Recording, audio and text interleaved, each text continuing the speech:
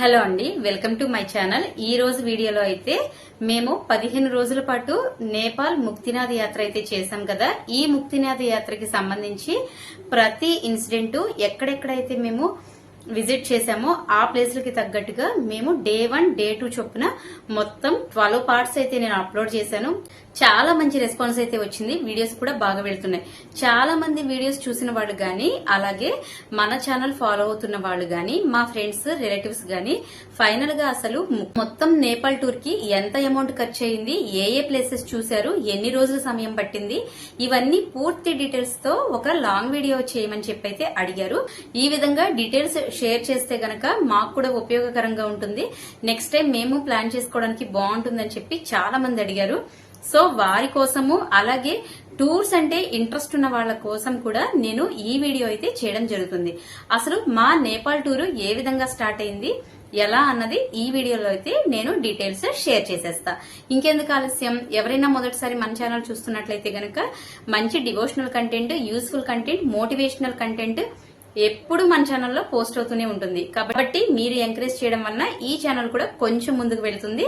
అలాగే ఈ మధ్య మన ఛానల్ మానిటైజేషన్ కూడా కంప్లీట్ చేసుకుంది. సో డీటెయిల్స్ లోకి వెళ్ళిపోదామా. ప్రతి సంవత్సరం కూడా భక్తులకు మంచి మంచి తీర్థయాత్రలు చూపించాలి అనే ఉద్దేశంతో మాకు ఉన్నటువంటి భక్త సమాజం ఏంటంటే భాష్యకార భక్త సమాజం. వీళ్ళు గత 15 సంవత్సరాల నుంచి కూడా ఎవ్రీ ఇయర్ భక్తుల్ని తీర్థయాత్రలకు తీసుకువెళ్తూనే ఉంటారు. అంటే వందల్లో వెళ్తూ ఉంటారు అనమాట. ఎప్పుడు వీళ్ళు ప్రొవైడ్ చేసే ఫెసిలిటీస్ అన్ని ఇన్ని కాదండి, చాలా మంచి మంచి ఫెసిలిటీస్. నేను చాలా చోట్ల చూసింది ఏంటంటే ఇల్లోను, అలాగే రెగ్యులర్ జనరల్ బోగిల్లోనూ ప్రయాణం చేసి మామూలుగా మమ అనిపించేలాగా ట్రావెలింగ్ చేస్తూ ఉంటారు. కానీ ఈ భాష్యకార భక్త సమాజం అట్లా కాదు. మనకి తీసుకువెళ్తే గనక ఫుల్ ఏసీ, లేదు అని అంటే గనక ఏసీకి మేము పెట్టుకోము అనుకునే వాళ్ళకి మాత్రం స్లీపర్, ఈ రెండు మాత్రమే ఉంటాయి. ఎందుకంటే కస్టమర్ కంఫర్ట్, వాళ్ళకి కన్వీనియన్స్ మాత్రమే పెద్దపీట వేస్తారు. సో కంపల్సరీ ఏసీ గాని, ఏసీ పడని వాళ్ళకి స్లీపర్ గాని, ఈ రెండిట్లో మాత్రమే వీళ్ళు ట్రావెలింగ్ లో తీసుకువెళ్తూ ఉంటారు. గత 15 సంవత్సరాల నుంచి సక్సెస్ఫుల్ గా ఒక్క కంప్లైంట్ కూడా రాకుండా తీసుకువెళ్తున్నారంటే వీళ్ళ గొప్పతనం ఏంటో మనం అర్థం చేసుకోవచ్చు. అలాగే నేపాల్ యాత్ర అయితే ఇంతకు ముందు ఒక 3 సార్లు తీసుకెళ్లారట. ఇది 4వసారి తీసుకువెళ్తున్నారు. అనుకోకుండా ఈ విధంగా తెలిసింది. ఎవ్రీ ఇయర్ 250 మందికి తగ్గకుండా అయితే ఇలా యాత్రలకు వెళ్తూ ఉంటారు. నాకైతే ఒకటే అనిపించింది, ఈ నేపాల్ యాత్ర గురించి వినగానే, సరే మనం ఎట్లాగూ మన జాబ్ లోనే ఉంటున్నాం కదా, ఎక్కడికి బయటికి వెళ్ళట్లేదు కదా, అప్పుడప్పుడు మాత్రమే తిరుపతి, అరుణాచలం ఇలాంటివి ఎక్కడికైనా వెళ్ళినా సరే ఒక 1 or 2 days ఉండొచ్చేస్తున్నాము. ఒక మంచి ఆపర్చునిటీ వచ్చింది కదా, వెళ్లి చూద్దాము అన్న ఉద్దేశంతో నాకు లీవ్స్ కూడా ఎక్కువ ఉన్నాయి. ఆ విధంగా నేను ఈ నేపాల్ ముక్తినాథ్ యాత్రకైతే ప్లాన్ అయితే చేసుకున్నాను. సో టికెట్ కాస్ట్ వచ్చేసి మనకి 30,000 అండి. నేను తీసుకున్నది ఏసీ కాబట్టి 30,000. అదే ఏసీ కాకుండా స్లీపర్ అయితే గనక అరౌండ్ 20 to 25 మధ్యలో ఉంటుంది. So ticket cost 30,000. వెళ్ళడానికి 2 రోజులు, నేపాల్ నుంచి తిరిగి రావడానికి 2 రోజులు, అంటే 4 రోజులు ప్రయాణం ఉంటుంది. దగ్గర 10 రోజులు యాత్ర చేసుకుంటాం. మొత్తంగా ఓవరాల్ గా 15 days యాత్ర అనమాట ఇది మొత్తం. సో ఇండియా దగ్గర నుంచి నేపాల్ వరకు చూసి రావడానికి 15 రోజుల యాత్ర. ఈ యాత్ర స్టార్ట్ అయిన దగ్గర నుంచి నా అనుభవాలన్నీ ఈ వీడియోలో అయితే షేర్ చేస్తాను. ఈ యాత్ర స్టార్ట్ అవుతుంది అనగానే యాత్రకి 10 రోజుల ముందే మనకి సరుకుల కంటైనర్ అయితే ఇక్కడ నుంచి బయలుదేరేసేసి నేపాల్ బోర్డర్ లో అయితే ఉంటుంది. అక్కడ అంటే సరుకులు అంటే ఏమీ లేదు, మన 250 మందికి సరిపడా బియ్యము, వంట చేసే వంట పాత్రలు, బొంబాయి రవ్వ, ఉప్మా రవ్వ గాని, మసాలా దినుసులు గాని, అల్లం, వెల్లుల్లి ఇలాంటివన్నీ కూడా నిల్వ ఉండే ఐటమ్స్ అన్ని కూడా. అలాగే ఇడ్లీ, పూరి, మైసూర్ బోండా ఇలాంటి టిఫిన్స్ కావాలి అంటే కూడా మినప్పప్పుని పిండి చేయించేసేసి అట్టి పెట్టేస్తారు. అలాగే ఆంధ్ర వాళ్ళం అంటేనే పచ్చళ్ళకి ప్రాణం ఇస్తాం కదా, మరి నిల్వ పచ్చళ్ళు కూడా పట్టించేస్తారు. గోంగూర, ఆవకాయ, టమాటా ఇలాంటి ఒక 4-5 నిల్వ పచ్చళ్ళు కూడా పట్టించేసి ఇవన్నీ కూడా కంటైనర్ లో వేసి ఒక లారీ సరుకులతో ఒక 10 రోజుల ముందే అయితే బయలుదేరేసేసి నేపాల్ బోర్డర్ లో ఉంటుంది. ఎందుకంటే ట్రైన్ లో అంటే మనకి 2 రోజుల ప్రయాణమే, లారీ అంటే అక్కడక్కడ ఆగుతూ వెళ్లాలి కాబట్టి ఒక 10 రోజుల ముందే అయితే స్టార్ట్ అయిపోతుంది. ఇంకా నేపాల్ యాత్రకి మేము ఎక్కడి నుంచి వెళ్లాము అనంటే విజయవాడ దగ్గర నుంచి బయలుదేరాము. విజయవాడ దగ్గర నుంచి మాతో పాటు మొత్తం 250 మంది యాత్రికులు వచ్చారు. ఈ 250 మంది యాత్రికులు కూడా ఒక్క విజయవాడ సరౌండింగ్స్ ఏనా అంటే కానే కాదండి, విజయవాడలో ఎవరెవరు మీట్ అయ్యామంటే బందర్ నుంచి వచ్చిన వాళ్ళు, రేపల్లి, తెనాలి, విజయవాడ లోకల్ గ్యాదర్ అయ్యాము. ఇక మిగిలిన వాళ్ళు ఉంటారు కదా హైదరాబాద్ వాళ్ళు డైరెక్ట్ గా ఆగ్రా దగ్గరకు వచ్చి కలుసుకుంటారు. నాట్ ఓన్లీ హైదరాబాద్, అనంతపూర్, కడప నుంచి కూడా వచ్చిన వాళ్ళు ఉన్నారు. సో రాష్ట్రం నలుమూలల దగ్గర నుంచి ఎవరి రిలేటివ్స్ ఉంటే వాళ్ళకి ఈ ఇన్ఫర్మేషన్ పాస్ చేసుకుని వాళ్ళు కూడా ఈ యాత్రకి రావడానికి ఇంట్రెస్ట్ అయితే చూపించారు. సో మొత్తంగా బందరు, రేపల్లి, తెనాలి, విజయవాడ, గుంటూరు, రాజమండ్రి, హైదరాబాద్, అనంతపూరు, కడప, వైజాగ్, నాకు తెలిసిన ఏరియాస్ అయితే ఇవ్వండి. అంటే రాష్ట్రం మొత్తం దగ్గరగా కవర్ చేశామనుకుంటున్నాం. మేమందరం కూడా విజయవాడ రైల్వే స్టేషన్ లో ఎవరైతే కలుసుకోవాలనుకుంటారో ఆ విజయవాడ ఏరియా వాళ్ళు అక్కడ కలుసుకొని ఆగ్రాలో దిగుతారు. మిగిలిన వాళ్ళు హైదరాబాద్ వాళ్ళు గాని, కడప, వైజాగ్ అలాంటి వాళ్ళు గాని వాళ్ళకట్టు డైరెక్ట్ గా ట్రైన్ ఉంటే వాళ్ళందరికీ కూడా టికెట్స్ బుక్ అయి ఉంటాయి కాబట్టి ఆ ట్రైన్ లో వచ్చి ఆగ్రాలో దిగుతారు. విజయవాడ నుంచి ఆగ్రాకి ప్రయాణం 1.5 డే వరకు ఉంటుంది. అక్కడ వరకు ట్రావెల్ చేసిన తర్వాత అక్కడ నుంచి లక్నోకి ఒక 7-8 గంటల ప్రయాణం ఉంటుంది. ఆ లక్నో దగ్గర దిగిన తర్వాత మళ్ళీ అక్కడ నుంచి గోరఖ్పూర్ కి వెళ్తాము. గోరఖ్పూర్ వెళ్లిన తర్వాత మనకి టూరిస్ట్ బస్సులు అనేవి రెడీగా ఉంటాయి. సో ఈ మధ్యలో ట్రైన్ లో మాత్రం ఎవరి ఫుడ్ వాళ్లే ప్రిపేర్ చేసుకుంటాము. అంటే అది పర్చేస్ చేసుకోవడమా లేదా ఇంటి దగ్గర తెచ్చుకున్న ఫుడ్ అన్నది మనకి మనమే అడ్జస్ట్ చేసుకుంటాము. గోరఖ్పూర్ లో మాత్రం మనం దిగిన తర్వాత మన సరుకులు అన్ని అక్కడికి వచ్చేస్తాయి కాబట్టి మేము గోరఖ్పూర్ లో స్టే చేసాము. అక్కడ మా అందరికి ఫుడ్ ప్రిపేర్ అయిన తర్వాత ఫుడ్ తినేసేసిన తర్వాత 250 మంది యాత్రికులకి 50 మందికి ఒక బస్సు చొప్పున 5 బస్సుల్లో అయితే మేము బయలుదేరాము. సో ఈ గోరఖ్పూర్ దగ్గర నుంచి నేపాల్ కి ఇక టూరిస్ట్ బస్సులు ఎలవ్ అవుతాయి అన్నమాట. దగ్గరగా 3-4 గంటలు ప్రయాణం చేసిన తర్వాత ఇండియా బోర్డర్ దాటి నేపాల్ లోకి అడుగు పెట్టడం జరుగుతుంది. ఇక నేపాల్ లోకి అడుగు పెట్టిన తర్వాత నాకైతే ఎంత ఆశ్చర్యంగా ఉందంటే, నేపాల్ బోర్డరే కాబట్టి అంత పెద్ద వింతేమీ కనిపించదు. ఇండియా మనుషుల్లాగే అక్కడ కూడా అనిపిస్తారు. ఇండియా కల్చరే అక్కడ కూడా కనిపిస్తుంది. లేడీస్ శారీస్ వేర్ చేయడం, gents pant and shirts wear చేయడం ఇదంతా కూడా కామన్ గా అయితే కనిపిస్తుంది. అయితే నేను గమనించిన విషయం ఏంటంటే, నేపాల్ వాళ్ళు మనకన్నా వాళ్ళ అధికారిక క్యాలెండర్ ప్రకారం ఎన్నో సంవత్సరాలు ముందుంటారనమాట. ప్రస్తుతం అయితే నేపాల్లో 2083వ సంవత్సరం అయితే జరుగుతుంది వాళ్ళ క్యాలెండర్ ప్రకారం. సో నేపాల్లోకి అడుగుపెట్టిన తర్వాత ఫస్ట్ మేం విజిట్ చేసిన ప్లేస్ ఏది అనంటే లుంబిని. లుంబినిలో బుద్ధుడి జన్మస్థలము, అలాగే మాయాదేవి టెంపుల్, రకరకాల కంట్రీస్ కి సంబంధించినటువంటి కల్చర్ తో కూడిన బుద్ధిజం టెంపుల్స్ చాలా అయితే లుంబినిలో ఉన్నాయి. అది ఒక మంచి టూరిస్ట్ ప్లేస్ అన్నమాట. అక్కడికైతే మేము విజిట్ చేసాము. చాలా బాగుంది నిజంగా. నేపాల్ అంతటా కూడా ఈ ప్లేస్ అని లేదు, ఆ ప్లేస్ అని లేదు, ఎక్కడ చూసినా సరే పూసలు ఎక్కువగా అమ్ముతూనే ఉంటారు. పూసల మీదే ఒక రకంగా నేపాల్ టూరిజం ఆధారపడిందా అనిపిస్తుంది అనమాట. అంతగా ఒకదానికొకటి సంబంధం లేకుండా ఈ ప్లేస్ లో ఒక రకమైన పూసలు దొరికితే వేరే ప్లేస్ లో వేరొక ట్రెండీగా ఉండే పూసలు దొరుకుతాయి. అంత పూసలతో ఉంటుంది. ఇక నేపాల్లో అయితే లుంబినిలో చూసినటువంటి టెంపుల్స్ నిజంగా ఒక అద్భుతం అని చెప్పాలి. వాటిల్లో మాకు కంబోడియా వాళ్ళ బుద్ధుడి టెంపుల్ చాలా బాగా నచ్చింది. ఫుల్ గా డ్రాగన్స్ తోటి ఆ టెంపుల్ పనితనం కూడా అసలంతా ఒక రకమైనటువంటి డ్రాగన్ వాళ్ళ పనితనం, కలంకారీ వర్క్ అంటారు చూసారా, ఆ విధమైనటువంటి పనితనంతో ఆ లుంబినిలో ఉన్నటువంటి కాంబోడియా బౌద్ధ టెంపుల్ చాలా అంటే చాలా బాగా నచ్చింది. అలాగే ఆ టెంపుల్లోనే బుద్ధుడు ఎక్కడైతే జ్ఞానోదయం పొందాడో, బీహార్ లో ఉంది కదా బుద్ధగయ, ఆ బుద్ధగయలో ఎక్కడైతే మనకి జ్ఞానోదయాన్ని పొందాడో అక్కడ ఉన్నటువంటి ఆ బోధి వృక్షాన్ని తీసుకొచ్చి, ఒక కొమ్మని తీసుకొచ్చి అక్కడ నాటారు. సజీవంగా ఆ చెట్టు ఇంకా ఇప్పటికీ ఉంది. ఆ చెట్టు కిందే బుద్ధుడి యొక్క ప్రతిమ చాలా పెద్ద స్టాచ్యూ రూపంలో అయితే పెట్టారు. ఎక్కువ మంది భక్తులు బుద్ధుడిని విష్ణుమూర్తి అవతారంగా భావిస్తారు కాబట్టి అక్కడ పూజలు, నైవేద్యాలు, దండం పెట్టుకోవడం లాంటివి అయితే చేస్తున్నారు. నైవేద్యాలంటే మహా నైవేద్యాలు కాదండి. బుద్ధుడు అంటేనే మహాశాంతమూర్తి కాబట్టి ఎక్కడ చూసినా కూడా లుంబినిలో ప్రశాంతమైనటువంటి నిశ్శబ్దమైనటువంటి వాతావరణమే ఉంటుంది. ఈ లుంబిని ప్లేస్ లో మనం చూడాలి గాని ఎన్నో అద్భుతమైనటువంటి ప్లేసెస్ చాలా పక్కపక్కనే ఉంటాయి. అంటే ఈ లుంబిని ఏరియా అంతా బుద్ధుడి జన్మస్థలం కాబట్టి అక్కడ ఎన్నో వేల ఎకరాల్లో విస్తరించి ఉంటుంది. ఒక సరస్సు కూడా పారుతూ ఉంటుంది. సో మాయాదేవి టెంపుల్ చూస్తే మాత్రం ఒక అద్భుతంగా అనిపించింది. మాయాదేవి టెంపుల్ అంటేనే బుద్ధుడు పుట్టినటువంటి ఆ ప్లేస్, ఒరిజినల్ ప్లేస్ ని అక్కడే పెట్టారు.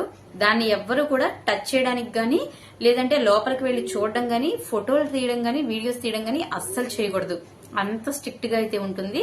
ఆ మాయాదేవి టెంపుల్ నుంచి బయటకు వచ్చిన తర్వాత అశోకుడు స్థాపించినటువంటి బౌద్ధ స్తూపం కూడా మనల్ని చాలా ఆశ్చర్యపరుస్తుంది. ఇక ఈ లుంబిని విశేషాలన్నీ చూసుకున్న తర్వాత మేము మళ్ళీ హోటల్స్ కి అయితే వచ్చేసాము. మేము ఎక్కడైతే స్టే చేసామో అక్కడ హోటల్స్ కి వచ్చేసి నైట్ స్టే చేసేసిన తర్వాత మార్నింగ్ మేము బ్రేక్ఫాస్ట్ ముగించుకున్న తర్వాత దేవఘాట్ దర్శనానికి అయితే వెళ్తున్నాం. ఫస్ట్ మేము గజేంద్ర మోక్షానికి వెళ్దాం అనుకున్నాము, కానీ టైం సరిపోక దేవఘాట్ చూసుకున్న తర్వాత పోఖ్రాకి అయితే రిటర్న్ వెళ్ళాలి. పోఖ్రాకి వెళ్లిన తర్వాతే అసలైన ప్రయాణం అనేది నేపాల్లో స్టార్ట్ అవుతుంది. సో ఫస్ట్ మేము దేవఘాట్కి అయితే వెళ్తున్నాం. దేవఘాట్కి వెళ్లిన తర్వాత అక్కడ నారాయణి నది అనమాట, అంటే గండకీ నది పాయలు పాయలుగా విడిపోతూ ఒక్కొక్క చోట ఒక్కొక్క పేరుతో పిలువబడుతూ ఉంటుంది కదా.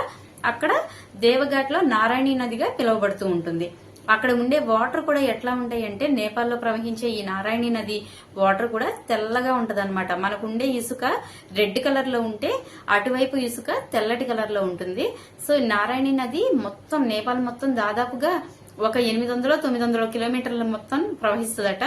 మనకి హిమాలయాల్లోకి వెళ్తే అసలు ఆ నారాయణి నది గండకి నదిగా పిలుస్తాము, రకరకాలన్నమాట, కాళీ గండకి అంటాము, ఎన్నో పేరుతో ఆ నది పిలువబడుతూ ఉంటుంది. ఆ విధంగా ట్రావెల్ చేస్తూ దేవఘాట్కి అయితే చేరుకున్నాం. దేవఘాట్కి వెళ్లేటప్పుడు కూడా హిమాలయాల్లో ప్రయాణం చేయడం అంటే ఎంత అద్భుతం అంటే ఒకదాన్ని మించిన ఒకటి మలుపుల రోడ్లు అనమాట. ఇదే ఈ విధంగా ఉంది అనంటే ముక్తినాథ్కి వెళ్లే రోడ్డు ఎలా ఉంటుందా అని చెప్పి భయం కూడా వేసింది.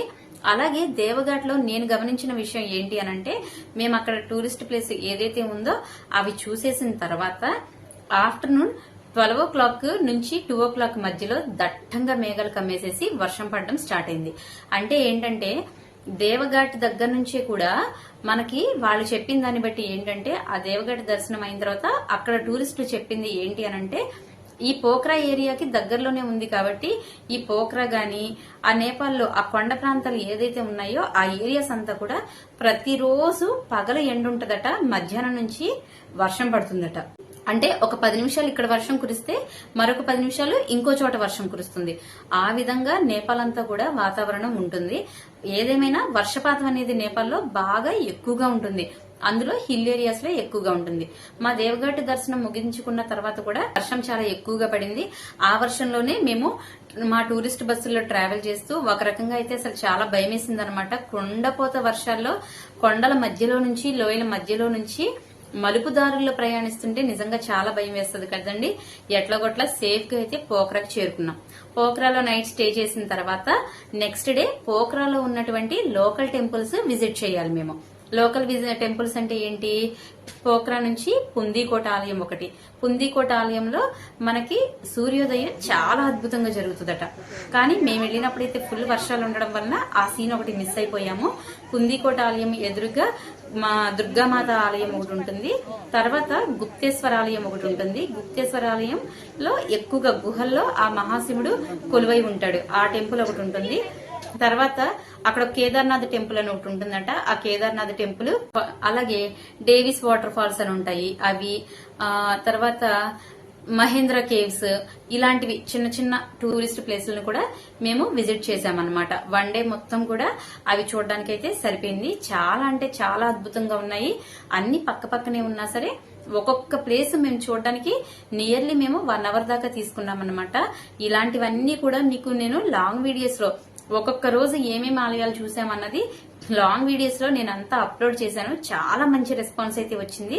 ఇక్కడ పుందీకోట ఆలయం దగ్గరికి వెళ్లిన తర్వాత మాకు నేపాలీ డ్రెస్లు అయితే అక్కడ అమ్ముతున్నారు. వాళ్ళకి 100 రూపీస్ కనుక పే చేస్తే ఆ డ్రెస్ వేసుకుని మనం వీడియోస్ ఫొటోస్ అయితే తీసుకోవచ్చు, పర్మిషన్ ఇస్తున్నారు. సో మేమేం చేసామంటే ఆ నేపాలీ డ్రెస్సులు పర్చేస్ ఆ నేపాలీ డ్రెస్సెస్ కి రెంట్ పే చేసి మేము కూడా అవి వేర్ చేసేసిన తర్వాత కొన్ని ఫొటోస్ వీడియోస్ తీసుకున్నాం. నేపాలీ సాంప్రదాయ నృత్యం చేయడానికి కూడా చాలా ట్రై చేశాము. చాలా ఫన్నీగా అయితే మా ట్రావెలింగ్ మొత్తం జరుగుతూ ఉందన్నమాట. ఇక ఆ రోజు ఈవినింగ్ అంతా అయిపోయిన తర్వాత నెక్స్ట్ డే పోఖ్రా నుంచి ముక్తినాథ్కి అసలైన ప్రయాణం. మరి ముక్తినాథ్ వెళ్లాలంటే మాట్లాడండి మామూలుగా ఉండదు. ముక్తినాథ్ అంటేనే ఆ పేరులోనే ఉంది, ముక్తి మోక్షాన్ని ప్రసాదించేటువంటి నారాయణుడు ఆ ముక్తినాథ్లో స్వయంభూగా కొలువై ఉన్నాడు.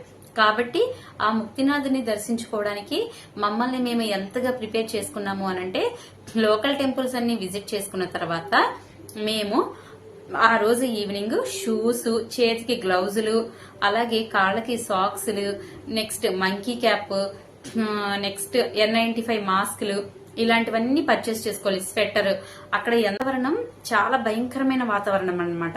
ఆ వాతావరణాన్ని తట్టుకునే విధంగా మనల్ని మనం ప్రిపేర్ చేసుకోవాలి. ఇలాంటి ఐటమ్స్ తోటి మేమైతే ఆ రోజు ఈవినింగ్ షాపింగ్ అయితే కంప్లీట్ చేసుకున్నాం. సో అలా పోఖ్రా నుండి ముక్తినాథ్కి ప్రయాణం అనగానే మేం విన్నదాన్ని బట్టి, నేను తెలుసుకున్న దాన్ని బట్టి అయితే అది ఒక అడ్వెంచర్. చాలా భయంకరమైనటువంటి ఘాట్ రోడ్లని, మలుపుల్ని దాటుకొని ముక్తినాథ్ని చేరుకోవాలి. అక్కడ వరకు ఒక ఎత్తు అయితే, ముక్తినాథ్ చేరుకునేటప్పటికి ఒక 3-4 గంటల ప్రయాణం ముందే మనకి మన శరీరంలో మార్పులు మొదలవుతాయి. అంటే చెవుల్లో నుంచి కొంచెం పెయిన్ రావడం, లైట్ గా హెడేక్ రావడం, విపరీతమైనటువంటి చలి.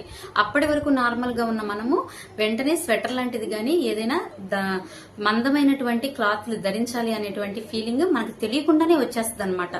అలా ఉంటుంది. అసలు మీరు చూడండి, నేను ఇప్పుడు ప్లే చేసే వీడియోస్ లో అయితే ఉంటుంది. ఆ ఘాట్ రోడ్లని దాటుతుంటేనే అసలు ఆ ఘాట్ రోడ్స్ ని ఎంతసేపు వీడియో తీసినా ఇంకా ఇంకా తీయాలనే అనిపిస్తుంది అనమాట. దగ్గరగా హిమాలయ పర్వతాలు, లెక్కలేనని హిమాలయ పర్వతాలు, దగ్గరగా వందల్లో హిమాలయ పర్వతాలని ఆ కార్నర్ లో అనమాట. మన బస్సు గనక కొంచెం అటు ఇటుగా అయిందా లోయల్లో పడిపోవడమే, అడ్రస్ కూడా ఉండము. చాలా ప్రమాదాలు కూడా ఇంతకుముందు జరిగాయట. కానీ నేనైతే మొత్తం సెట్ చేసుకుని ఎలా ఉంటుందో అక్కడ వాతావరణం, ఎలా వర్షం పడే వాతావరణం ఏదైనా ఉందా, బురద గాని మడ్డి గాని అలాంటివి ఏమైనా ఉన్నాయా అని చెప్పి సెర్చ్ చేసుకుని తెలుసుకున్నాను. అయితే అంత భయపడాల్సిన సందర్భం అయితే ఆ నెలలో లేదంట. జూన్ ఫస్ట్ వీక్ వరకు బానే ఉంటుందంట. సో నేనైతే కొంచెం ధైర్యంగానే ఉన్నాను. ఇక ఆ ఘాట్ రోడ్డుల్లో అసలైన ప్రయాణం మొదలు పెడుతుంటే ఈవెన్ అండి, ఇందాక చెప్పాను కదా, దేవ్ఘాట్ దగ్గర నుంచే మనకి అనిపిస్తుంది ఇంత తక్కువ అమౌంట్ లో అసలు నేపాల్ యాత్ర తీసుకొచ్చారు అంటే చాలా చాలా గ్రేట్ అని. ఎందుకంటే అంత తక్కువ అమౌంట్ లో మనకి అన్ని ఏసీ ఫెసిలిటీస్, మేము ఎక్కడికి వెళితే అక్కడ ఏసీ రూమ్స్, అలాగే ఫుడ్ కూడా ఇబ్బంది రాకుండా morning tiffin, evening and night 2 పూట్ల కూడా ఎప్పుడు వీలైతే అప్పుడు 2 పూట్ల భోజనం కంపల్సరీ. ఆ భోజనం ఏమన్నా పోనీ ఫుడ్ కి ఇబ్బంది, చాలా చాలా తీర్థయాత్రలో భక్తులు ఫుడ్ కే మెయిన్ ఇబ్బంది పడుతూ ఉంటారు, మన ఆంధ్ర ఫుడ్ దొరక్క. కానీ మాదలా కాదు, ప్రతిదీ కూడా ఏసీ కంపార్ట్మెంట్స్ లోనే, ఏసీ రూమ్స్ లోనే ఉంటూ మన ఆంధ్ర ఫుడ్ ని కూడా ఫీల్ అవుతూ ప్రయాణం చేస్తున్నామంటే నిజంగా మేము పెట్టిన అమౌంట్ కి చాలా చాలా వర్తబుల్. మనం కంఫర్ట్ జోన్ లో ఉన్నాం. ఫస్ట్ ఆ కంఫర్ట్ జోన్ లో ఉంటే మనకి నేటివిటీని మిస్ అయ్యాము అన్న ఫీలింగ్ అయితే రాదనమాట. మాలో అసలు నేటివిటీని మిస్ అయ్యామనే ఫీలింగ్ అస్సలు రాలేదు.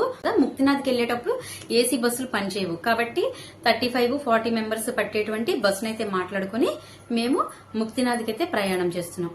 ఎంతో భయంకరమైనటువంటి ఘాట్ రోడ్లని ప్రయాణం చేస్తుంటే ఒక్కొక్కసారి అయితే అద్భుత దృశ్యాలు ఎంతగా కనువిందు చేస్తాయంటే, అన్నపూర్ణ మౌంటైన్స్ అన్నమాట మంచుతో కప్పబడిపోయి మన కళ్ళని మనమే నమ్మలేనంత గొప్పగా ఎంతో ఎత్తులో హిమాలయ ఉన్నత స్థానాన్ని, హిమాలయాల యొక్క మహోన్నత్యాన్ని మనకి చూపిస్తూ అవి కదలాడుతుంటే, మన కళ్ళ ముందు ఆ దృశ్యం కదలాడుతుంటే అబ్బా, అసలు ప్రకృతితో మమేకమై గడిపేటువంటి క్షణాలు కొన్ని జీవితంలో తప్పకుండా ఉండాలి అని మాత్రం అనిపించిన క్షణం అది. అలాగే 30,000 అంటే పెద్ద విషయమేమి కాదు అని అనిపించిన సందర్భం అది. కేవలం నేపాల్ యాత్రలో ముక్తినాథ్, మనోకామిని, పశుపతినాథ్, జలనారాయణ్ ఈ 4 చూస్తే చాలండి. అసలు మనం పెట్టిన అమౌంట్ ఎంత ఎంత నెగోషియబుల్, ఎంత చిన్న అమౌంట్ కి ఎన్ని జ్ఞాపకాలు, ఎన్ని మధురానుభూతులు మూటగట్టుకున్నామన్నది అర్థమవుతుంది. అంతగా అయితే ముక్తినాథ్ యాత్ర అయితే చాలా చాలా బాగుంది. సపోజ్ విజయవాడలో ఉన్నాము అనంటే తిరుపతికి ఎంత దూరం ప్రయాణిస్తామో అంత దూరం. అలా పోఖ్రా నుంచి ముక్తినాథ్కి 7-8 గంటల పాటు ట్రావెల్ చేసిన తర్వాత మేము అక్కడైతే దిగాము. మార్నింగ్ నిద్ర లేచిన తర్వాత ఇక ఫ్రెష్ అప్ అయిన తర్వాత చేతికి గ్లౌజులు, కాళ్ళకి సాక్స్లు, నేనైతే అసలు డబుల్ డ్రెస్ వేసుకుని దానిపైన మళ్ళీ జర్కిన్ వేసుకుని మంకీ క్యాప్ పెట్టుకుని మేము ముక్తినాథ్ మెట్లు ఎక్కడానికి స్టార్ట్ అయ్యాము. ముక్తినాథ్ మెట్లెక్కే దారిలోనే మేము స్టే చేసిన హోటల్ ఉంది. అక్కడ నుంచి దగ్గరగా 300-400 అని చెప్తున్నారు మెట్లు. ఆ స్టెప్స్ కూడా ఎట్లా ఉంటాయంటే ఇట్లా ఉండకుండా ఇలా స్ట్రైట్ గా ఉంటాయి. అలా ఉండడం వల్ల ఏమవుతుందంటే కొంచెం మనకి ఆక్సిజన్ పీల్చుకోవడం కష్టమవుతుంది. చాలా మందికి అక్కడ వాతావరణానికి సైడ్ ఎఫెక్ట్స్ వచ్చాయి. కానీ నేను ఫేస్ చేసిన సైడ్ ఎఫెక్ట్ ఏంటంటే తల మాత్రం బాగా ఈ పార్ట్ అంతా బాగా పట్టేస్తుంది అనమాట. ఈ పార్ట్ అంతా బాగా పట్టేసి కొంచెం హెడేక్ లాగా అయితే ఫీల్ అయ్యాను. అది మాత్రం నాకు నైట్ దగ్గర నుంచి ఎర్లీ మార్నింగ్ 10 ఆ టైం వరకు కూడా నేను సఫర్ అయ్యాను ఆ హెడేక్ తో. ఇక అంతమించి ఏమీ లేదు. చాలా మందికి అయితే వికారము, తలనొప్పి, వామిటింగ్స్ అలాంటి సెన్సేషన్స్ అన్ని వచ్చాయి. కానీ నాకు అలా లేదు, కొంచెం హెడేక్ తో మాత్రం సఫర్ అయ్యాం. మొత్తానికి ఆ మెట్లు ఎక్కేసేసిన తర్వాత ఇక ఒక అద్భుతమైనటువంటి దృశ్యం మన కళ్ళ ముందు సాక్షాత్కరిస్తుంది.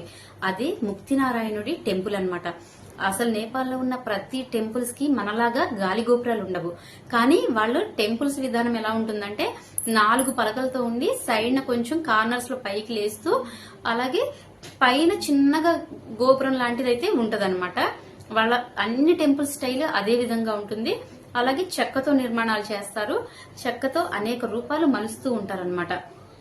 అసలు ముక్తినారాయణని దర్శించుకోగానే దర్శనం ఎంత బాగా జరిగిందంటే చాలా చాలా అద్భుతము.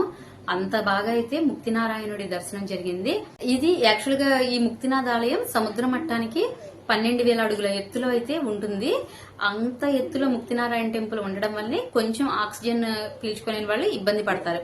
ముక్తినాథ్కి వెళ్లేటప్పుడైతే మనకు కావాలంటే డోలీలు ఉంటాయి, హార్స్ రైడింగ్ కూడా ఉంటది, ఆ గుర్రాల మీద కూడా తీసుకెళ్తూ ఉంటారు. మేము కొంచెం నడవగలం కదా అని చెప్పి నేనైతే హార్స్ని గానీ డోలీలు గానీ ఎక్కలేదు, డైరెక్ట్ గా మేము మెట్లు ఎక్కుకుంటానే వెళ్ళాము. వచ్చేటప్పుడు మాత్రం కిందకి దిగేసిన తర్వాత కొంచెం గుర్రం మీద మెమరీస్ ఉంటే బాగుంటాయి అని చెప్పి 1-2 ఫొటోస్ వీడియోస్ అయితే తీసుకున్నాం. ఇక దీని తర్వాత మా ప్రయాణం పోఖ్రాకి వెనక్కి వచ్చేసిన తర్వాత మనాకామని ఆలయం అన్నమాట. ఈ మనాకామన ఆలయం ఎక్కడ ఉంటుంది? కాఠ్మండ్లో ఉంటుంది. సో పోఖ్రా నుంచి మళ్ళీ కాఠ్మండ్కి వెళ్ళిపోవాలి. కాఠ్మండ్కి వెళ్లేదానికి మనకి మళ్ళీ ఒక 7-8 గంటల ప్రయాణం పడుతుంది అనమాట.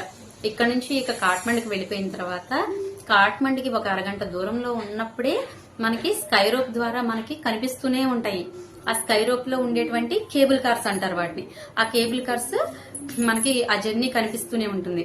అది సముద్ర మట్టానికి భూమి కింద నుంచి 3,800 అడుగుల ఎత్తులో అయితే ఉంటుంది. అంత దూరం ప్రయాణం చేయాలి అనంటే 2-3 కొండల్ని కంపల్సరీ క్రాస్ అవ్వాలి. మనకి ఈజీగా 5-6 గంటల సమయం అయితే పడుతుందంట. అదేమీ లేకుండా కేబుల్ కార్స్ అయితే కేవలం 10 నిమిషాల్లో అక్కడికి చేరుకోవచ్చు. 3 కొండల్ని కలుపుతూ ఈ కేబుల్ కార్ ప్రయాణం ఉంటుంది. కేబుల్ కార్ లో ప్రయాణం చేస్తుంటే అసలు ఆ ఎక్స్పీరియన్సే మనం ఎప్పుడు ఎక్స్పెక్ట్ చేయిందనమాట. ఆ కేబుల్ కార్ లో టికెట్ తీసుకున్న తర్వాత 1 వారం రోజులు వ్యాలిడిటీ ఉంటుంది. ఇక దానిలో ట్రావెల్ చేస్తుంటే అబ్బా, నేపాల్ టికెట్ కి ఎంత జస్టిస్ జరిగింది. అసలు మన నేటివిటీని మిస్ అవ్వలేదు, మన ఫ్రెండ్స్ ని మిస్ అవ్వలేదు, మన తెలుగు వాళ్ళందరం ఒక చోటే ఉన్నాము. అలాగే మన ఫుడ్ ని ఏది కూడా అసలు మిస్ అవ్వకుండా ఎంత బాగా, అసలు విదేశంలో నేపాల్ మన పక్క దేశమైనా సరే ఆ విదేశంలో ఉన్నామన్న ఫీలింగ్ అయితే మాకు ఎంత మాత్రం రాలేదన్నమాట. అంతగా బాగుంది. అలాగే నేపాల్ లో అడుగు పెట్టిన తర్వాత మా హిందీ అసలు మామూలుగా లేదనమాట. ఎలా అంటే అది మాట్లాడుతుంటే మాకే నవ్వొచ్చేస్తుంది. అక్కడ తప్పదు, ఏం అడగాలో తెలియదు. ఎవరిని గాని ఆ బస్ డ్రైవర్లను గాని ఏదో ఒకటి అడగాలి కదా. భయ్యా గాడి బంద్ కరో, స్లో మే చల్తీ హై. అసలు రకరకాల ప్రయోగాలన్నీ, హిందీ ప్రయోగాలన్నీ ఆ నేపాల్లోనే చేసేసాము. అంత భయం. మా హిందీ పైన మేము చేసిన ప్రయోగాలైతే అన్ని ఇన్ని కాదు. ఏదైనా షాప్ కి వెళ్తే అక్కడ ఏదైనా అడగాలనుకోండి, భయ్యా ఏ కిత్నా పైసా హై, అందర్ మే క్యా చల్తీ హై. అసలు రకరకాలు వచ్చి రాని పిచ్చి పిచ్చి హిందీతో అయితే నేపాల్ వాళ్ళకి పిచ్చి పట్టించామంటే ఇక మామూలుగా లేదు, మీరే అర్థం చేసుకోవచ్చు. ముక్తినాథ్ దగ్గర నుంచి పశుపతినాథ్ వరకు కూడా నేపాల్లో అనేక సాల గ్రామాలు కనువిందు చేస్తూ ఉంటాయి. నేపాల్లో ప్రవహించే గండకీ నదిలో ఈ సాల గ్రామాలు ఎక్కువగా దొరుకుతూ ఉంటాయి. ఎన్నో వేల సంవత్సరాల క్రితం నుంచి కూడా ఇలా ఒక ప్రత్యేకమైన ఆకారాన్ని రూపొందించుకొని ఈ సాల గ్రామాలు గండకీ నదీ గర్భంలో లభించడం ఒక ప్రత్యేకమైనటువంటి ఆకర్షణ. కొంతమంది అయితే వీటిని ఇంటికి తీసుకొస్తారు, కొంతమంది తీసుకురారు. వీటిని గనక ఇంటికి తీసుకువస్తే నిత్య నైవేద్యం సమర్పించాలట. సాలగ్రామాలతో పాటు అనేక ఆకృతుల్లో ఉన్నటువంటి రాళ్ళు, న్యాచురల్గా ఏర్పడినటువంటి ఆకారాలు ప్రత్యేకంగా మనల్ని ఆకట్టుకోవడంలో ఎటువంటి సందేహం కూడా లేదు. సో మనాకామని దర్శనం కూడా ఎంతో అద్భుతంగా అయితే జరిగింది. ఇక మనాకామని దర్శనం తర్వాత మేము చూసిన అతిపెద్ద టెంపుల్ పశుపతినాథ్. ఇక పశుపతినాథ్ గురించి ఏమని వర్ణిస్తామండి, వర్ణించడానికి మాటలు సరిపోవు, చూడడానికి కళ్ళు సరిపోవు. ఒకే ఒక్క సెంటెన్స్. అంతగా అయితే అద్భుతంగా పశుపతినాథ్ టెంపుల్ ఉంటుంది. ఇన్ని వందల ఎకరాల్లో పశుపతినాథ్ టెంపుల్ విస్తరించి ఉందంటే అసలు ఆలయమే చాలా పెద్ద టెంపుల్. ఆలయపై గోపురాన్ని కూడా అసలు కనీసం ఫొటోస్ వీడియోస్ తీనివ్వరంటే ఆ ఆలయంలో ఉన్నటువంటి భద్రత పటిష్ట ఎలాంటిదో మనం ఊహించుకోవచ్చు. మనం ఫోటో గానీ వీడియో గానీ తీసామనంటే మన ఫోన్ మన చేతికి రాదు. అంతగా అక్కడ సెక్యూరిటీ అనేది ఉంటుంది. ఆలయాన్ని దూరం నుంచి అసలు గోపురాన్ని ఫోటో తీయడానికి కూడా మనకి సరిపోదన్నమాట, తీయడానికి కూడా అలౌ చేయరు అక్కడ. ఆ లోపలంతా అలా ఉంటది. మనం బయట నుంచి అయినా దూరం నుంచి కొంచెం కనబడితే తీయొచ్చేమో కానీ ఆలయం లోపలికి ఎంటర్ అయిన తర్వాత మాత్రం అసలు ఫోటో అనేది తీయడానికి వీలేదు. అసలు పశుపతినాథ్ దర్శనం అయితే జీవితంలో ధన్యమని చెప్పొచ్చండి. అసలు అంత మంచిగా అయితే దర్శనం జరిగింది. పశుపతినాథ్ తర్వాత ఇక బౌద్ధనాథ్ దగ్గరికి వెళ్ళాము. బౌద్ధనాథ్ లో ఆ బౌద్ధ స్తూపం ప్రపంచంలోనే ఎత్తైన స్తూపాల్లో ఒకటి. ఆ బౌద్ధనాథ్ స్తూపాన్ని చూసాము, జలనారాయణ టెంపుల్ చూసాము. ఇలాంటి మంచి మంచి టెంపుల్స్ అన్ని చూసేసరికి మాకు 12 రోజులైతే పట్టింది. ఈ 12 రోజులు ఒక ఎత్తు అయితే, నేపాల్ నుంచి తిరుగు ప్రయాణం వచ్చేసరికి నేపాల్ నుంచి బీహార్ తర్వాత కలకత్తా టు విజయవాడ, ఇది మా రూట్ మ్యాప్. సో మేము నేపాల్ నుంచి బీహార్ కి ఎంటర్ అయ్యేటప్పుడు నేపాల్ ఎండింగ్ లో అన్నమాట జనక్పూర్ ఉంటది. ఆ సీతారాముల కళ్యాణం జరిగినటువంటి ప్లేస్ జనక సీతాదేవి మందిర్ అన్నమాట. ఆ మందిరాన్ని చూడడానికి, ఆ కోట దర్భాన్ని, ఆ కోట యొక్క పనితనాన్ని, ఆ రాజ దర్భాన్ని చూడడానికి మనకి 2 కళ్ళు సరిపోవు, అంత అద్భుతంగా అయితే ఉంటుంది. ఒక్కసారి మనం స్టాచ్యూలా నిలబడిపోయి చూడడం అయితే గ్యారంటీ అన్నమాట. అంతగా జనక్పూర్ అందంగా ఉంటుంది. జనక్పూర్ విశేషాలన్నీ చూసుకున్న తర్వాత నెక్స్ట్ డే మార్నింగ్ మేము బీహార్ బోర్డర్ అయితే దాటుతున్నాం. నేపాల్ దగ్గర నుంచి బీహార్ లోకి ఎంటర్ అయిపోయాం. ఈ బీహార్ లోకి ఎంటర్ అయిపోయిన తర్వాత ఇక్కడ కూడా సీతాదేవి పుట్టినటువంటి స్థలం ఒకటి ఉంటుందంట. అంటే నేపాల్ లో ఒక స్థలం, బీహార్ లో ఒక స్థలం, 2 కూడా సీతాదేవి పుట్టిన స్థలాలనే చెప్తూ ఉంటారు. సో ఈ 2 స్థలాల్ని అయితే దర్శించుకున్నాం. నేపాల్ లో ఉన్నదాన్ని జానకి మందిర్ జనక్పూర్ అని అంటే, బీహార్ లో ఉన్నదాన్ని సీతామఢి టెంపుల్ అని అంటారనమాట. అక్కడ కూడా సీతమ్మ వారు దొరికిందని విస్తృతమైనటువంటి ప్రచారం అయితే ఉంది. కానీ సైంటిఫిక్ గా అయితే ఏది కరెక్ట్ అన్నది ఇంతవరకు తెలియదు. సో ఈ 2 చూసుకున్న తర్వాత సీతామఢిలో మేము ట్రైన్ ఎక్కేసేసి కోల్కతాలో దిగేశాం. కోల్కతాలో దిగిన తర్వాత కోల్కతాలో ఉన్నటువంటి హౌరా బ్రిడ్జ్ మీదుగా మేము ట్రావెల్ చేస్తూ షాలిమార్ కి అయితే వచ్చేసాం. షాలిమార్ వచ్చేసరికి ఎర్లీ మార్నింగ్ మాకు 6 o'clock అయింది. 6 o'clock నుంచి మా ట్రైన్ 1 o'clock కి. సో చాలా టైం ఉంది కదా, ఇక కలకత్తా కాళీమాత టెంపుల్ చూసుకోవాలి. ఇక అలా ఫ్రెష్ అప్ అయిన తర్వాత అక్కడ రైల్వే స్టేషన్ దగ్గరలోనే మనం స్టే చేయడానికి కొన్ని హోటల్స్ ఉంటాయి. ఆ హోటల్స్ కి వెళ్లిపోయి మేము ఇలా 4-5 hours లగేజ్ పెట్టుకోవడానికి మాత్రమే అని చెప్పి రూమ్ తీసుకుని ఫ్రెష్ అప్ అయిపోయి కలకత్తా కాళీమాతకి వెళ్లిపోయాము. కలకత్తా కాళీమాత దగ్గరికి వెళ్లిన తర్వాత కూడా మనకంత పెద్ద కష్టమేమీ అనిపించదు. ఎందుకంటే అక్కడ ఎక్కువ మంది బ్రోకర్స్ ఉంటారు. ఆ బ్రోకర్స్ గనక మనం ఒక 500 గాని ఒక 300 గాని ఇచ్చేస్తే వాళ్లే దగ్గరుండి మనల్ని తీసుకువెళ్లిపోయి టూరిస్టులని ఒక పావు గంటలో దర్శనం అయితే చేపిచ్చేస్తారు. నేపాల్లో ఉన్న మనాకమని ఆలయము, అలాగే కలకత్తాలో ఉన్న కాళీమాత ఆలయం, ఈ 2 కూడా ఒక రకంగా గ్రామ దేవతలు అనుకుంటున్నాను నేను. ఎందుకంటే ఈ 2 చోట్ల కూడా మేకల్ని గాని కోళ్లను గాని బలివ్వడం అనేది సాధారణంగా జరుగుతూ ఉంటది. అక్కడ బలివ్వడానికి రెడీగా కూడా ఆ జంతువులు ఉన్నాయన్నమాట. సో మనకి ఎలా గ్రామ దేవతలో అక్కడ కూడా అలా అని చెప్పి అనుకున్నా నేను. ఈ విధంగా కాళీమాత దర్శనం అయితే చేసుకున్న తర్వాత మళ్ళీ షాలిమార్కి వచ్చేసేసి మా లగేజ్ తీసేసుకొని ఇక విజయవాడకి ట్రైన్ రెడీగా ఉంది కదా, ట్రైన్ ఎక్కేసాము. ట్రైన్ లో 1 day కంప్లీట్ జర్నీ అన్నమాట. అంటే 1 o'clock ఎక్కితే నెక్స్ట్ డే మార్నింగ్ 11 o'clock కి విజయవాడలో అయితే మేము దిగేసాము. అక్కడ నుంచి మేము ఎవరింటికి వాళ్ళకి రీచ్ అయిపోయామన్నమాట. ఇదండి మేము నేపాల్కి అసలు ఎలా వెళ్తాము, ఎలా వెళ్ళాలి. ఇక్కడ ఇంకో ముఖ్యమైన విషయం ఏంటంటే కరెన్సీ, మన కరెన్సీ. టూరిస్టులు చాలా జాగ్రత్తగా ఉండాలి నేపాల్లో. ఎందుకంటే వాళ్ళు ఏం చెప్తారంటే ఏదైనా ఐటెం కొనాలి అని అంటే 500 అని చెప్తారు. సపోజ్ 500 అని చెప్తారు. అది మనం తెలుసుకున్న వాళ్ళమైతే ఇండియన్ కరెన్సీనా నేపాల్ కరెన్సీనా అని అడుగుతాం. తెలియని వాళ్ళైతే 500 అన్నారు కదా అని చెప్పి ఇండియన్ కరెన్సీ 500 ఇచ్చేస్తే వాళ్ళకి చాలా లాభం. మన ఇండియా కరెన్సీ 10,000 అంటే వాళ్ళకి 16,000 నేపాల్ కరెన్సీ కింద లెక్క అనమాట. దీన్ని కంపేర్ చేసుకుని ఆచితూచి అడిగేయాలి. అలాగే మేము పెద్దగా కొన్నవైతే ఏమీ లేవు నేపాల్లో. ఎక్కడ చూసిన పూసలు, అలాగే టూరిస్టులకి వాళ్ళు చెప్పే కాస్ట్ ఎట్లా ఉందంటే అవే పూసలు అవే ఐటమ్స్ మన ఇండియాలో దొరికితే మనకి 50 రూపాయలకు వచ్చేస్తే అక్కడ వచ్చేసి 500 పెట్టాల్సి వస్తుంది. అంత ఎక్కువ రేట్లు అయితే వాళ్ళు చెప్తున్నారు. అందుకని నేనైతే ఎటువంటి షాపింగ్ చేయలేదు. చేయకుండా దైవ దర్శనాన్ని మాత్రం కంప్లీట్ గా చేసుకుని ఇలా ఇంటికైతే వచ్చేసాం. ఇదండి ఓవరాల్ గా మేము నేపాల్ టూర్ కి ఏ విధంగా వెళ్ళాము, ఎంత చేతిలో పెట్టుకుని వెళ్తే ఏంటి అన్నది. అలాగే కొంతమందికి డౌట్స్ రావచ్చు కదా, ఆ టెంపుల్స్ కి వెళ్ళినప్పుడు ఏమన్నా ఎక్స్ట్రా మనీ ఖర్చు అవుతుందా అని మీకు ఒక డౌట్ రావచ్చు. ఏంటంటే మనకి టూరిస్ట్ ఇది మన తీర్థయాత్రలు ఎట్లా ఉంటాయంటే, మనం టికెట్ పెట్టి అక్కడికి వెళ్ళడం వరకే. సపోజ్ లుంబిని ఉంది, లుంబిని దగ్గర డ్రాప్ చేస్తారు. ఆ లుంబిని దగ్గర నుంచి లోపల చూసే టెంపుల్స్ కి ఎంట్రన్స్ టికెట్స్ గానీ, లేదంటే టెంపుల్ లోపలికి వెళ్ళడానికి వివిధ ఫెసిలిటీస్ మనం యూజ్ చేసుకుంటే గానీ అవి మన ఓన్ మనీనే. లైక్ ఎలా అంటే, మనాకామిని టెంపుల్ ఉంది, మనాకామిని టెంపుల్ వెళ్ళడానికి అక్కడ కేబుల్ కార్ ఎక్కాలి. ఆ కేబుల్ కార్ ఎక్కే అమౌంట్ మనమే పెట్టుకోవాలన్నమాట. అక్కడ వరకు తీసుకెళ్లడం వరకే మన వారి బాధ్యత. మనం అక్కడికి వెళ్లిన తర్వాత ఆ కేబుల్ కార్ ఇండియన్ కరెన్సీలో 700 రూపీస్ రాను బోను ఛార్జ్ అన్నమాట. సో అది పెట్టుకుని మనం వెళ్తాము. అలాగే ముక్తినాథ్ లో నడవడమా, డోలీ ఎక్కడమా, గుర్రం ఎక్కడమా అన్నది మన ఆప్షన్, మన చాయిస్ కాబట్టి దానికి తగ్గట్టు అమౌంట్ కూడా మనమే పే చేసుకోవాలి. అలాగే పశుపతినాథ్ ఆలయం ఉంది, పశుపతినాథ్ ఆలయంకి బస్సులో, టూరిస్ట్ బస్సులో వెళ్లాలంటే వెళ్ళొచ్చు, లేదంటే గనక మనం సెపరేట్ గా వెహికల్ మాట్లాడుకుని వెళ్తే మనమే పే చేసుకోవాలి. ఇలా చిన్న చిన్న అమౌంట్లు అయితే మనం సర్దుబాటు చేసుకోవాలి. అది ఎక్కడైనా సరే కామన్ గానే జరుగుతుంది కదా.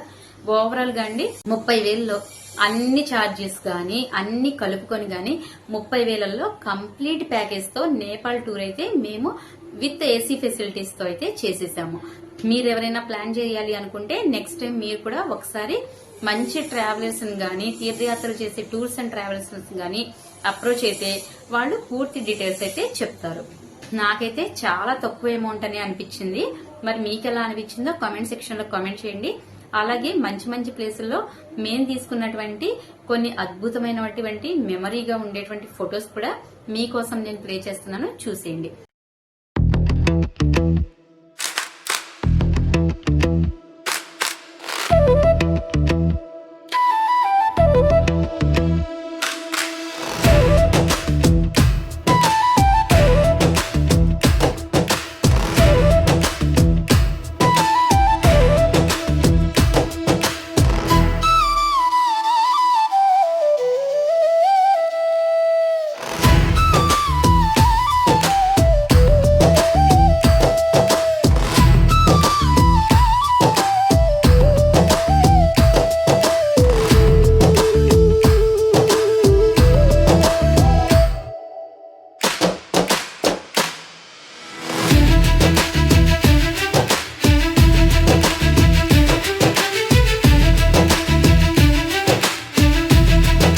ఈ వీడియో పైన అభిప్రాయం ఏంటో కామెంట్ సెక్షన్ లో కామెంట్ చేయడం అస్సలు మర్చిపోవద్దు. వీలైతే ఈ వీడియోని లైక్ చేసి, షేర్ చేసి సపోర్ట్ చేయండి. మరొక వీడియోలో మళ్ళీ కలుద్దాం. అంతవరకు సెలవు, నమస్తే.